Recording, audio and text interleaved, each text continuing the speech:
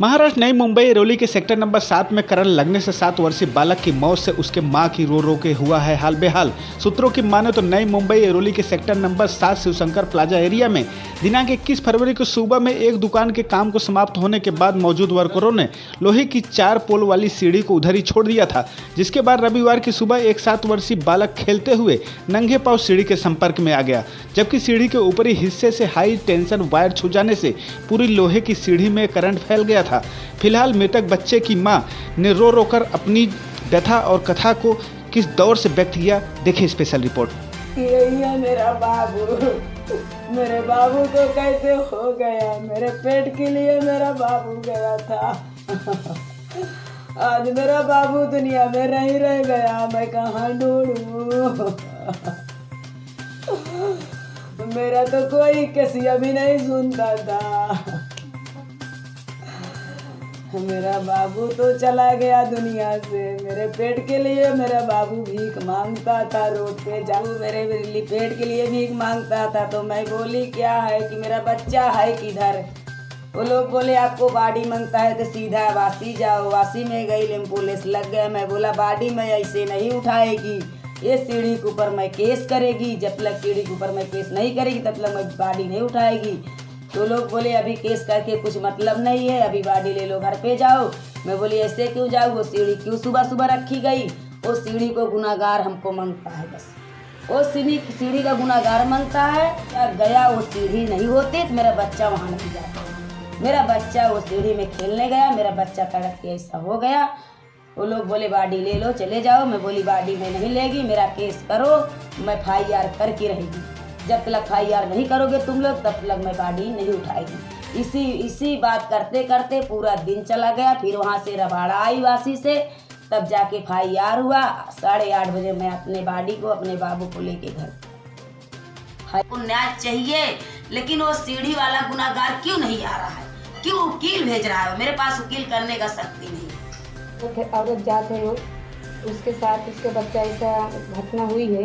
उसके जो दुकान वाला सीढ़ी रखा था या बिजली विभाग वाला था, ये दोनों के ऊपर कार्रवाई होना चाहिए और न्याय मिलना चाहिए।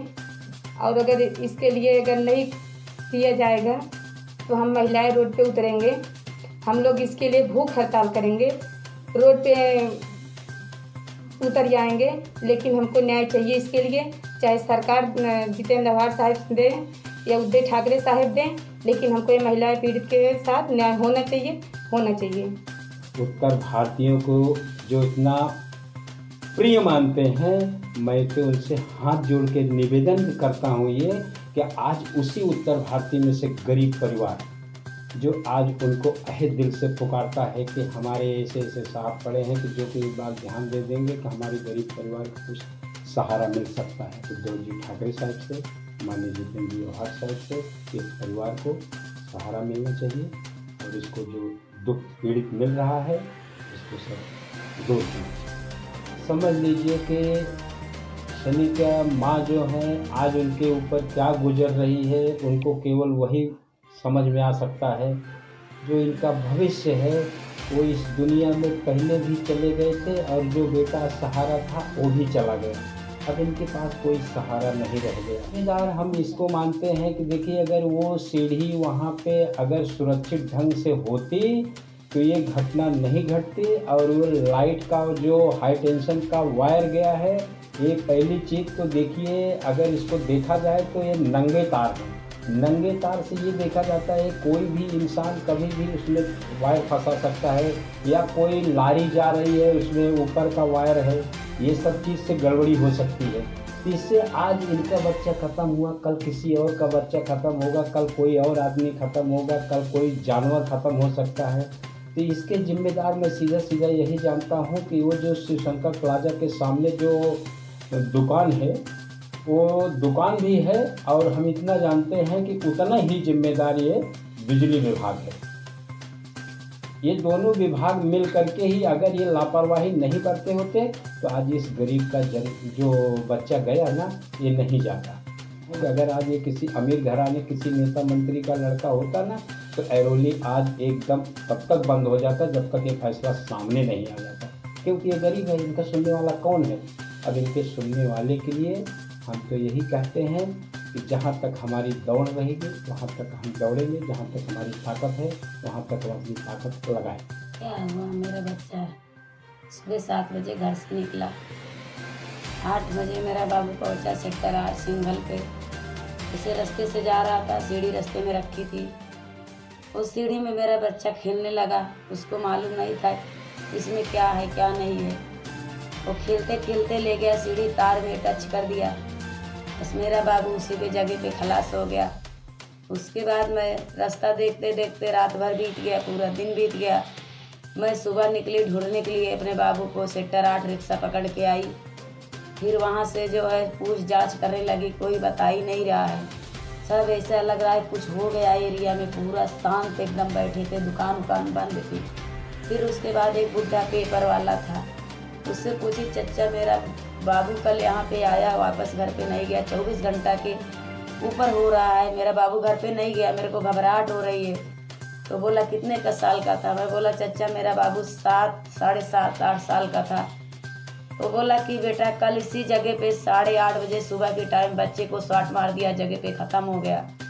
मैं बोली चाचा बताओ कुछ आपके पास मोबाइल वगैरह में फ़ोटो में कुछ है, थोड़ा मेरे को दिखा दो। मेरा बाबू घर पे नहीं गया, अगर दिखा दोगे तो मैं पहचान जाएगी मेरा बाबू है किसका बच्चा। बच्चा तो बच्चा होता है, जान तो जान होता है। अभी हमारा बच्चा रहने दो, किसका बच्चा रहने दो। अगर बच्चे को ऐसा हो गया तो मैं भी तड़फड़ाएगी और दूसरा भी तड़फड़ाएगा। मैं तो माँ हूँ, मैं तो कितना तड़फड़ा के मर रही हूँ, मेरा आत्मा ही जान रहा है। रबाड़ा में गई तो फिर सब अपना सुबह सुबह का टाइम था, चाय नाश्ता करते थे। मेरे को कोई सुन नहीं रहा था कि मैं क्या पूछ रही हूँ, क्या बोल रही हूँ, कोई नहीं सुना। फिर उसके बाद मैं वहाँ से साहब को चीन रही थी, मेरे बच्चे को, बड़े वाले बच्चे को केस हुआ था, उसको मैं छुड़ाने गई थी। वो बच्चे को, पुलिस को मैं चीन रही थी, उससे पूछी साहब ऐसे ऐसे बात हुआ सेक्टर 8 में, कल सुबह 8 बजे कांड हुआ, बच्चे जगह पे ख़त्म हो गया, आप लोग वो बच्चे को लाए हो क्या? वो बोला कि नहीं भैया वहाँ का केस हम नहीं लाते, आपको इतना जानकारी करने का है तो दूसरी पुलिस चौकी में जाओ, इसके आगे अंदर है, उसको दूसरा जाओ। फिर वहाँ से मैं भगी, इतना बात सुन के वहाँ से फिर भगी, अकेले भागते आई। फिर वहाँ से भागते आई, पैदल ही आ रही हूँ, घबरा रही हूँ, पैदल आ रही हूँ। फिर रिक्शा वाला नहीं, मेरे को कोई बैठा रहा है, कोई रिक्शा ही नहीं रोक रहा है, मेरा बदन देख के काँप रही थी। फिर उसके बाद एक लड़का आया रिक्शा लेके, उसको बोली बाबू मेरे को हॉस्पिटल छोड़ो, पुलिस चौकी छोड़ो। वो बेचारा ले गया छोड़े, उस रिक्शे वाले को भाड़ा भी नहीं दिया, उसको देखी भी नहीं, मेरे को छोड़ के वो चला गया रिक्शा वाला। फिर मैं वहाँ पहुँची, पूरा पुलिस का लाइन लगा, लेडीज जेंट्स पूरा लाइन से बैठे। एक बार वहाँ मुंडी घुमा के ऐसा ताकी, उसके बाद सबका मुंडी नीचे, सबका मुंह नीचे, और उसके बाद मैं सीधा अंदर घुस गई साहब के पास। मैं सीधा गई, साहब वो जो कल सुबह सेक्टर 8 में कांड हुआ है, वो बच्चा को मेरे को थोड़ा तस्वीर दिखा दो, मेरा बच्चा ऐसे ऐसे हो गया, 24 घंटा के ऊपर हो रहा, मेरा बच्चा मेरे को नहीं आया घर पे, मैं तड़प तड़प के ढूंढ रही हूँ उसको। तो साहब बोला आप बच्चे को देखोगी? मैं बोला क्यों नहीं देखेगी, मेरा बच्चा रहने दो, किसका बच्चा रहने दो, बच्चा तो बच्चा, मासूम बच्चा का जान कितना मुलायम होता है, मेरा बच्चा हो या किसका बच्चा हो, बच्चा जगह पे तड़प के मर गया है, मैं देख लेगी, मेरे को तसल्ली हो जाएगा। तो साहब बोला कि हाँ रुको मैं दिखाता हूँ। इतने पे दूसरा साहब उठ गया, वहाँ से कुर्सी पर से उठ गया, मेरे को बाहर ले गया। मेरे बच्चे को जब दिखाया, मैं बच्चे का अपना लूगर छीन के मैं वहाँ से चिल्लाने लगी।